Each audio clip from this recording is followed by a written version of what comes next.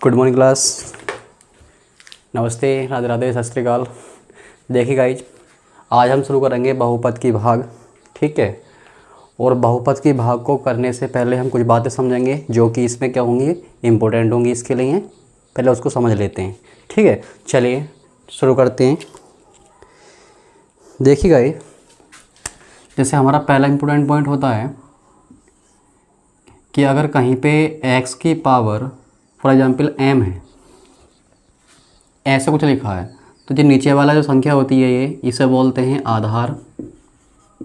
ठीक है, और जो इसके सिर पे लिखा है इसे कहा जाता है घात। पहली बात तो ये, जो नीचे है इसे आधार और जो इसके सिर पे लिखा है इसे घात कहा जाता है। ठीक है, दूसरी बात ये है कि अगर मान लीजिए कहीं पे x की पावर 3 है और x की पावर 7 है। ठीक है, यहाँ पे क्या है, इस वाले पद की गुणा इस वाले पद से हो रही है।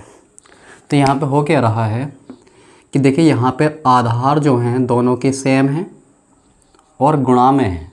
जब आधार समान होते हैं और गुणा में होते हैं तो उनकी जो घातें होती हैं वो जुड़ जाती हैं। तो यहाँ पे x की घात कितनी बनेगी, 7 और 3 10। कुछ इस प्रकार से।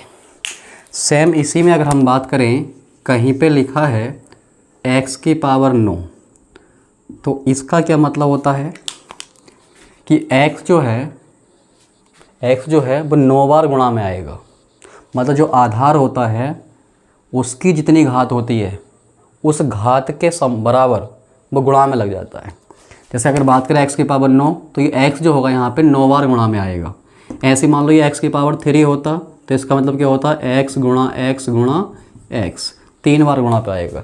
जितनी घात होगी उतनी बार आधार गुणा पे आता है। इस बात को हमें समझना है। ठीक है, चलिए नेक्स्ट बात है इसमें, मान लीजिए कहीं पे दिया है 7x² और एक दिया है 9x²। ठीक है, एक पद ये है और एक पद ये है, दोनों पदों को हमें जोड़ना है।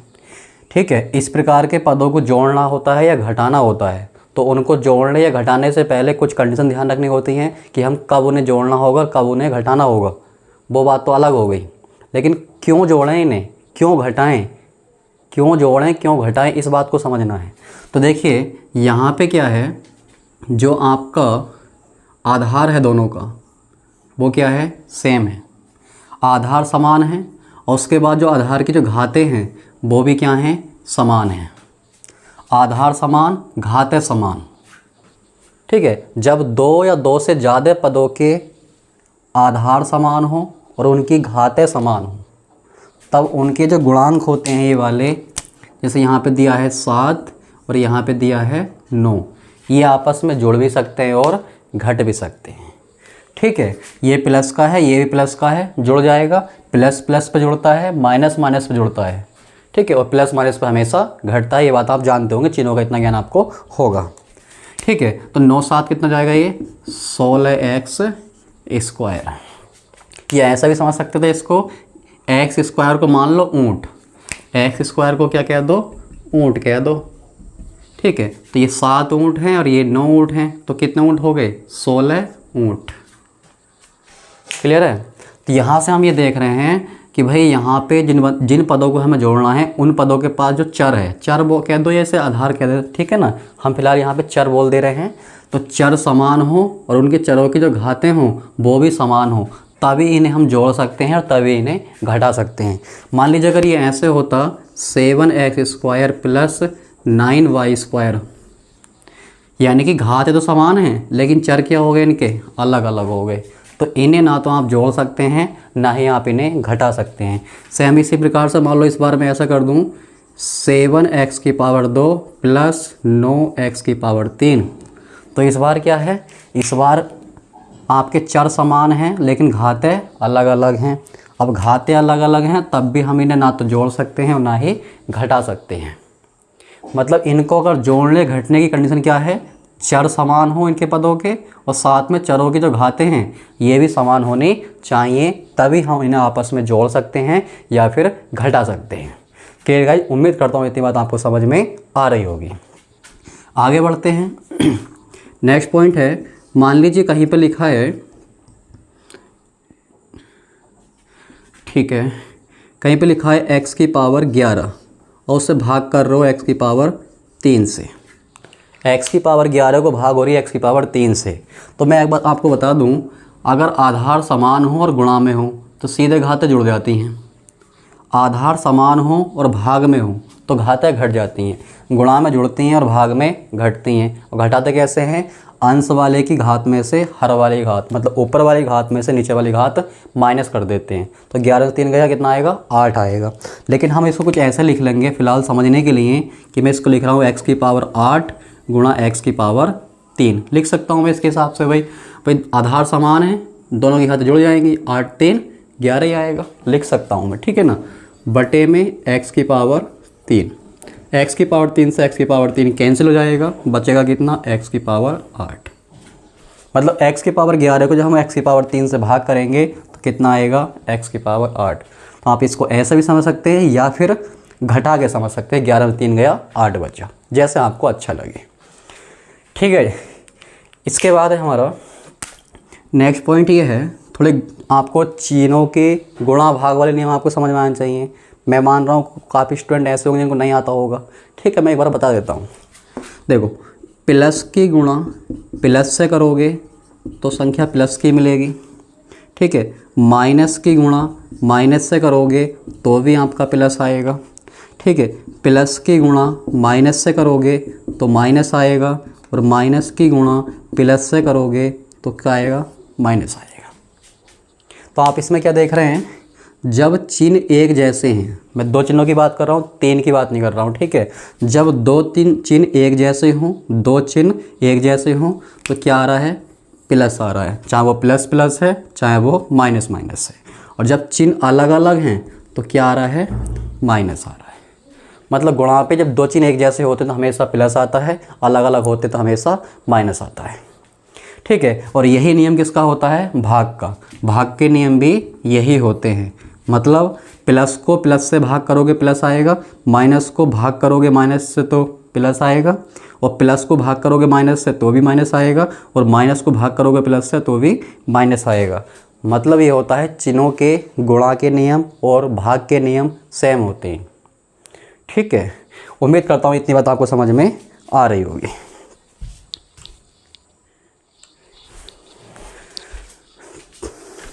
इसके बाद हमारी कुछ मेन बात है, इसको समझने से पहले हम संख्याओं की भाग समझ लेते हैं, ठीक है। जैसे एक संख्या है हमारे पास 423, इसे भाग करना, मान लीजिए 3 से भाग करेंगे इसे, ठीक है जी।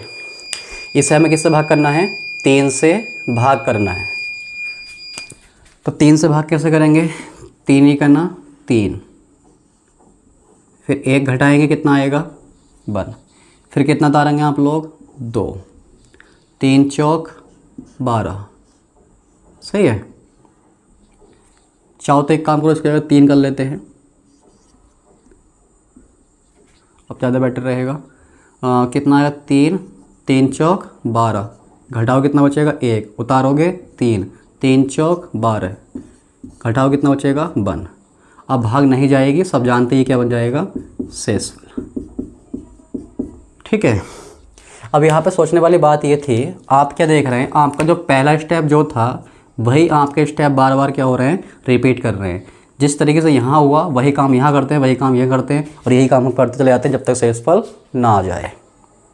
क्लियर है? लेकिन यहाँ पे समझने वाली बात यह है कि आपकी पहली बार में कितनी बार भाग गई थी? 1 बार। फिर आपने जितनी बार भाग गई उसकी 3 से गुणा करके यहाँ पे लिखा, 1 तिया 3। इस बात को समझें, ये 3 कैसे आया होगा? इस जितनी बार गई इसकी गुणा करी आपने इस बंदे को जिससे भाग कर रहे हो, तो 1 तिया 3 आया। अगली बार देखो, अगली बार कितनी गई आपकी? 4। इस 4 की आपने 3 से गुणा करी, कितना आया? 4 तिया 12। ये जो 12 आया है वो इसकी गुणा करके आया है। सेम उसी प्रकार से अगली बार कितनी गई? 4, फिर 4 की गुणा आपने 3 से करी तो कितना आया? 12 आया। मतलब ये हो रहा है जितनी बार भाग जाएगी उससे गुणा करेंगे यहाँ पे, जिससे भाग कर रहे होते हैं उसको गुणा लगाएंगे, गुणा करने के बाद यहाँ लिखेंगे, तब जाके उसे हम क्या कर रहे होंगे, घटा रहे होंगे। ठीक है, और घटाने का क्या अर्थ है भाई, पहले ये प्लस का था, यहाँ पे माइनस लगा रहे हो, तो क्यों लगा रहे हो कि आपने इसको, इस बात को हम ऐसा समझेंगे कि पहले प्लस था और उस प्लस को हमने माइनस से गुणा कर दी, उस प्लस को माइनस से गुणा कर दी, तो ये क्या बन गया, माइनस। इस बात को हम ऐसे समझेंगे जिससे हमें यहाँ पे हेल्प मिले। Clear guys? तो हम यहाँ से दो बातें निकालेंगे, जितनी बार जाती है उसकी इस बंदे से गुणा करके यहाँ लिखा जाता है, और उसके बाद हम माइनस से गुणा कर रहे होते हैं। क्लियर है गाइस? और जो स्टेप एक बार रिपीट हो जाता है वही स्टेप आपका चलता रहता है, मतलब जो स्टेप शुरू में हो गया वही स्टेप आपका रिपीट करता है, वही यहाँ पे होने वाला। आपको पहला स्टेप भाग का समझ लेना है, बाकी जितने भी आगे भाग होने वाली है सबके स्टेप के रहेंगे, सेम रहेंगे, रिपीट कर रहे होंगे। एक स्टेप शुरू का अच्छे से समझ लो, उसी से काम हमारा हो जाएगा। ठीक है, चलिए तो आप इसका स्क्रीनशॉट ले सकते हैं, मैं इतना फिर रफ कर रहा हूँ इसको। चलिए अब देखिए, आपको टेबल पता था, अभी आप जिससे भाग कर इसका टेबल पता था, ये ज़्यादातर आपको टेबल याद होते हैं वहाँ पे, तो टेबल से आप पता कर लेते हैं कितनी बार जाएगी। लेकिन यहाँ पे क्या है, हमें किसी बहुपद का टेबल तो याद होता नहीं है, ठीक है ना। अब पहली बार में कितनी बार जाएगी, दूसरी बार में कितनी बार जाएगी, इस बात का पता कैसे करें। तो उसके लिए एक तरीका होता है कि जिस बहुपद से आप भाग कर रहे हो उसका पहला पद ले लो, और जिस बहुपद को भाग कर रहे हो उसका पहला पद ले लो। पहले पद से पहले पद को भाग करो, ठीक है, पहले पद से पहले पद को भाग करो। अब पूरे को पूरे से ना करके पहले पद से पहले पद को भाग कर लो, जितनी बार जाएगी वो यहाँ पे आएगा। तब हम समझेंगे कि x-3 से पहली बार में कितनी भाग जा रही है, कितनी बार भाग हो रही है। ठीक है,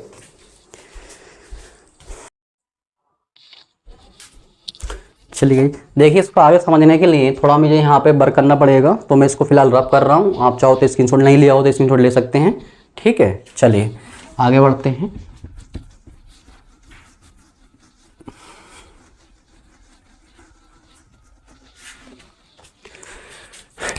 पहले पद से पहले पद को भाग, यानी कि 2x⁻³ को भाग किससे करेंगे, x से।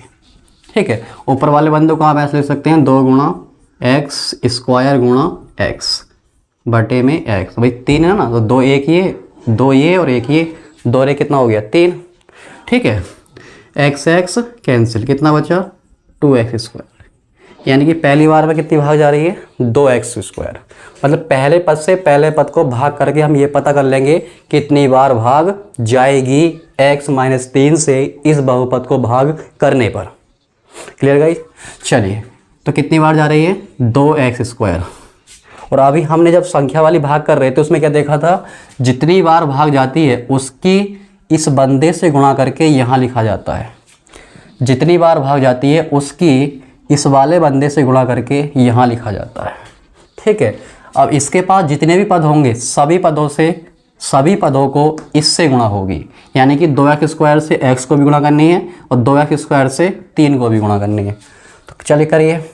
अब गुणा करते हुए आपको ध्यान रखना है, पहले क्या करते हैं, चिन्ह की चिन्ह से गुणा करते हैं, फिर संख्या जो अंक होते हैं अंक की गुणा अंक से करते हैं। जो भी आपका मतलब संख्या आएगी 2 3 11 12 जो भी संख्या आ रही होगी, संख्या की गुणा संख्या से कर रहे होंगे। उसके बाद x की गुणा x से, चिन्ह की गुणा चिन्ह से, संख्या की गुणा संख्या से, x की गुणा x से। ठीक है, तो देखिए करो, देखो ये प्लस का है, यही प्लस का है, प्लस के प्लस से करोगे प्लस आएगा। ठीक है, इसके पास गुणा में 2 लगा है, इस गुणा में 1 लगा है, 2 ही करना 2। ठीक है, फिर x² की गुणा किससे करनी है, अब x से, x² की गुणा x से कर रहे हैं। तो आप क्या देख रहे हैं, यहाँ पे आधार समान है और गुणा में है, तो घाते क्या हो जाएंगी, इनकी जुड़ जाएंगी। 2 इसके पास है और 1 इसके पास है, कितनी हो गई, 3 हो गई। ठीक है, इसलिए मैंने आपको शुरू में बताया था ये चीज़ ज़रूरत है ना हमें यहाँ पे। तो यहाँ पे इसको ये लिखना आना चाहिए। ठीक है, इसको समझ आना चाहिए कि इसको x³ क्यों लिखा, जो मैं बात कर चुका हूँ। ठीक है, तो कितना आएगा हमारा ये 2x⁻3। फिर अगला इस पर करेंगे, प्लस की गुणा माइनस से करेंगे, माइनस आएगा, यही मैंने बता दिया आपको। 2 की गुणा 3 से करेंगे, कितना आएगा, 6 आएगा। अब इसके पास x की, यहाँ पे x नहीं है, यहाँ पे x² है, तो इसे ऐसे लिख देंगे। ठीक है, ये लगाएंगे। अब क्या करते हैं, यहाँ पे घटाते हैं, और घटाने का अर्थ मैंने क्या समझाया था आपको कि माइनस से गुणा करेंगे। किससे गुणा करेंगे, माइनस से। अब बताइए माइनस की गुणा प्लस से करूँगा तो क्या आएगा, माइनस, माइनस की गुणा इस माइनस से करूँगा क्या आएगा, प्लस। ठीक है, मतलब यहाँ पे जितने भी पद होंगे सभी को गुणा होगी माइनस से। यहाँ पे 2 पद दोनों गुणा होनी है, 3 पद हैं तो तीनों गुणा होनी है। ठीक है, चलिए अब देखिए जो हमने चिन्ह बाद में लगाए हैं ये चिन्ह हमारे अब वैलिड रहेंगे, पहले वाले चिन्ह आपके वैलिड नहीं रहेंगे, मतलब वो काम के नहीं है। अब जो काम में आएंगे हमारे जो बाद में चिन्ह लगाए नीचे वाले चिन्ह हैं ये काम में आ रहे होंगे। क्लियर है। अब देखिए यहाँ पे क्या है उसके बाद मैंने आपको जोड़ने घटाने वाली बात बताई थी भाई, जिनके आधार समान हो और घात जैसे हो, जिनके आधार मतलब चर बोलो सीधे, यहाँ पे चर बोलता हूँ चलो, जिनके चर समान हो और उन चरों की घातें क्या हो, समान हो। जैसे यहाँ पे x x है और उनकी घातें भी क्या हैं, समान हैं। तो ऐसे पदों को हम जोड़ भी सकते हैं और घटा भी सकते हैं। अब जोड़ेंगे घटाएंगे डिपेंड करेगा इनके चिन्हों पे। तो एक बंदा आपका प्लस का, एक बंदा आपका माइनस का है तो पक्का घटेगा।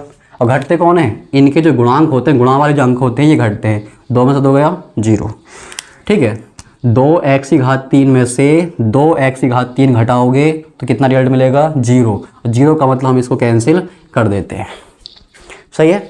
अब यहाँ पे x की घात 2 वाला x की घात 2 वाले के साथ जाएगा, चाहे जोड़ना हो चाहे घटाना हो, क्योंकि आधार समान घात समान, ये जुड़ भी सकते हैं और घट भी सकते हैं।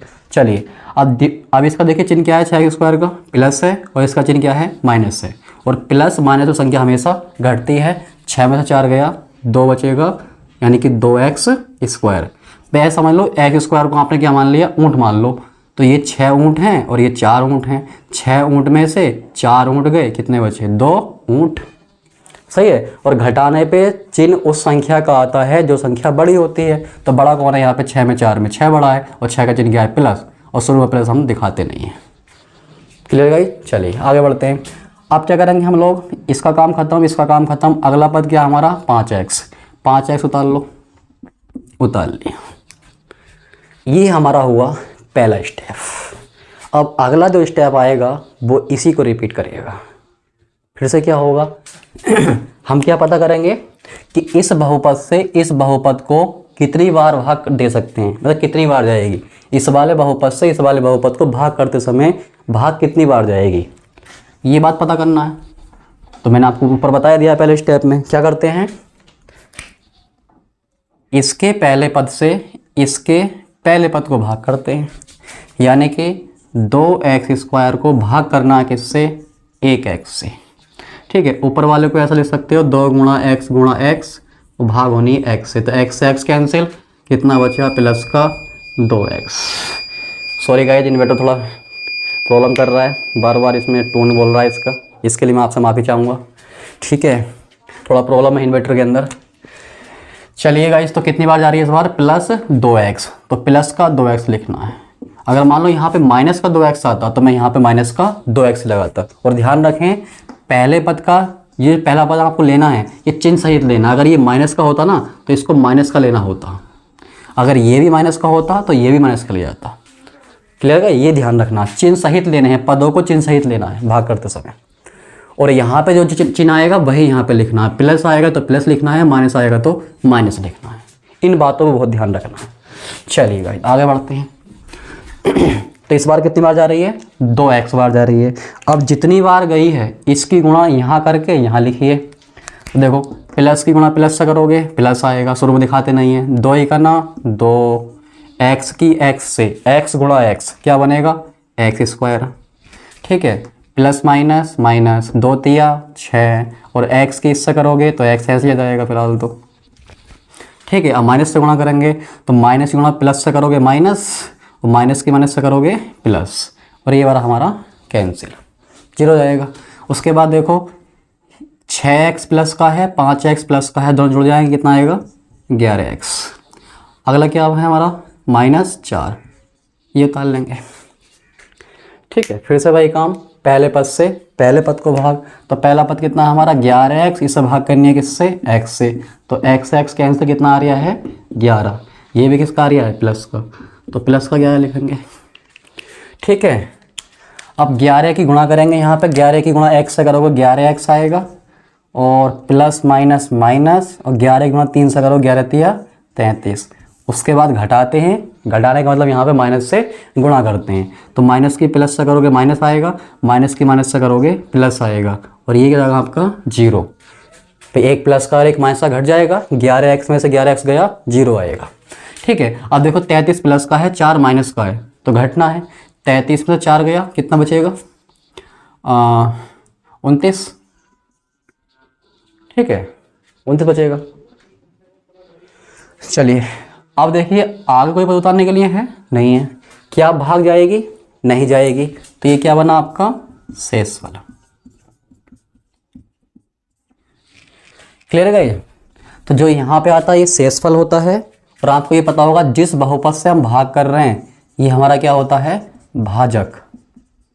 ठीक है, यहाँ पे ये भाजक है और जिससे भाग हो रही है ये जो बंदा है आपका ये वाला जिसको भाग कर रहे हो इसे कहा जाता है भाज्य।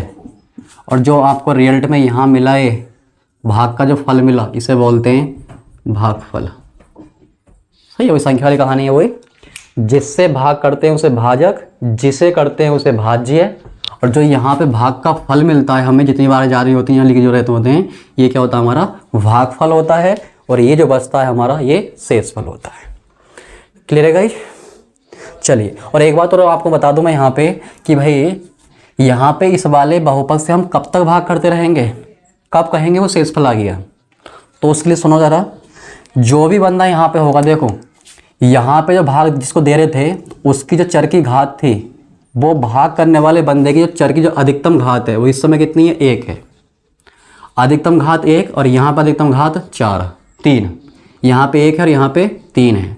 ठीक है, तो यहाँ की जिसको भाग कर रहे हो उस बहुपद की जो अधिकतम घात है वो भाग करने वाले की अधिकतम घात के या तो बराबर रहे या उससे बड़ी रहे। मतलब ये हुआ यहाँ वाले बंदे की जो सबसे बड़ी घात है वो यहाँ वाले बंदे के सबसे बड़ी घात के या तो बराबर हो या उससे हमेशा बड़ी रहे, तब तक भाग होती रहेगी।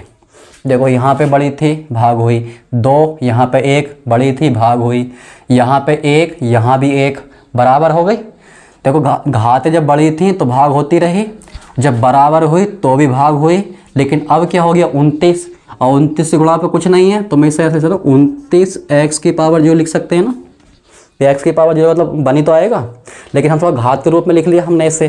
तो यहाँ पे घात कितनी है इसकी 0, और यहाँ पे घात कितनी है 1, यानी कि अब जो घात है वो इसकी घात से क्या हो गई छोटी हो गई, और जब घात यहाँ पे छोटी आएगी तो भाग नहीं होगी, उस केस में इसको शेषफल लिखा जाएगा। और इसको ऐसा ही समझ सकते हैं, मान लीजिए यहाँ पे होता x² प्लस या -3, और भाग करते करते करते करते लास्ट में आपका ऐसे आया होता कुछ x + 3 या x + 4 जो भी आया होता। ठीक है, तो यहाँ पे देखो जिससे भाग कर रहे हो उसकी घात 2, ठीक है, और भाग करते करते करते करते जहाँ आप कहाँ पहुँच गए x की घात 1 पे। क्या भाग हो सकती है नहीं हो सकती, क्योंकि यहाँ जिससे भाग कर रहे हो उसकी घात, सॉरी गाइस